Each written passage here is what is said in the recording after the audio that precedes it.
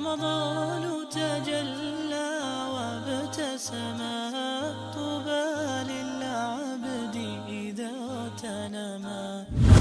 A husband and a wife are supposed to fast for 2 months consecutively because they broke fast early as a result of intimacy during the fasting hours of Ramadan.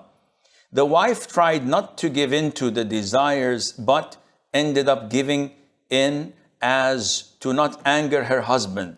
Can the couple substitute some days of fasting with feeding the poor?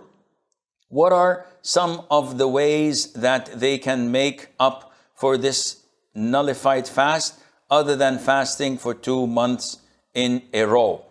Well, for the sister, for the wife, for not angering her husband, she has angered Allah. And that is the wrong choice. The Prophet said, alayhi salatu wasalam, there is no obedience to a creature in disobeying the Creator.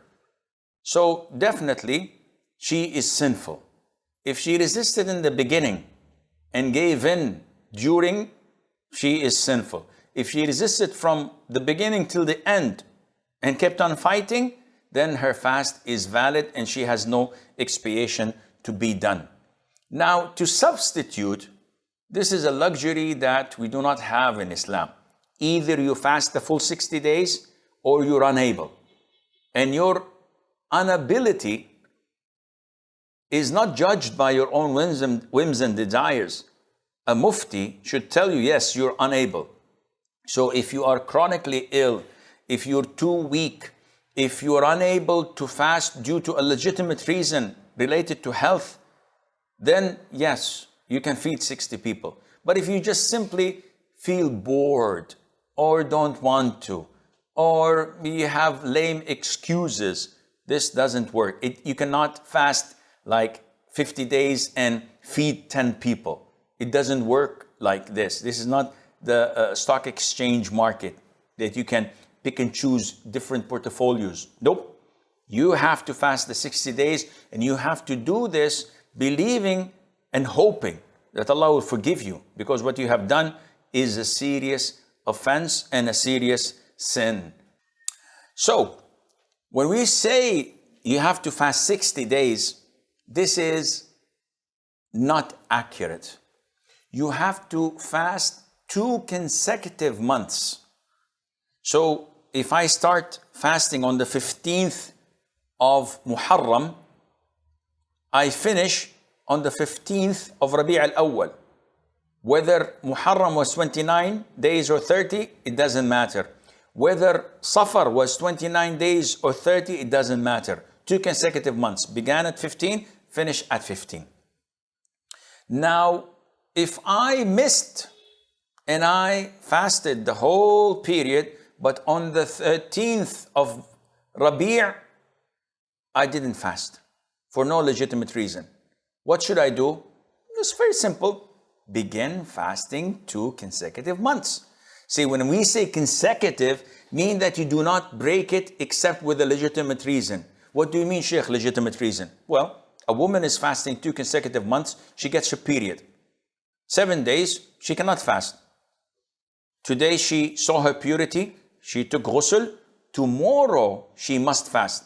If she missed tomorrow, she should start over from day 1. But if she fasted a month and got her menses for a week, and the 8th day she fasts, then this is number 31. 1 month, and this is the 31st. A person travels legitimately. I work in a company, they tell me to go 1 week to London. It's a legitimate excuse. Full week, I do not fast. When I come back, immediately I have to fast. I started fasting the month of Dhul Qa'dah, the full. And then 9 days of Dhul Hijjah, and then I had Eid and the 3 days of Tashriq, which is haram for a resident to fast. I have to break my fast. Eid, 3 days afterwards. Then what? Immediately on the 14th of Dhul Hijjah, I have to resume fasting. So the month of Dhul Qa'dah, 9 days of Dhul Hijjah, 39, starting from 14, this is the 40th day onwards.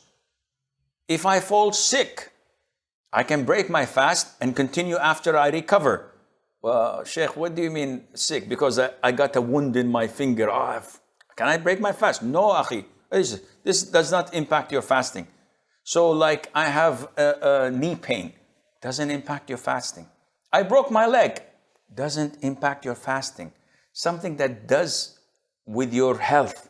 So you have stomachache, you have severe migraines that requires you take a lot of painkillers. You have something that is making your fever high or your power low. This is a legitimate reason. You may break your fast. Once you recover, immediately you have to follow, continue, and complete. And Allah knows best. وصلى الله وسلم وبارك على نبينا محمد وعلى آله وصحبه أجمعين.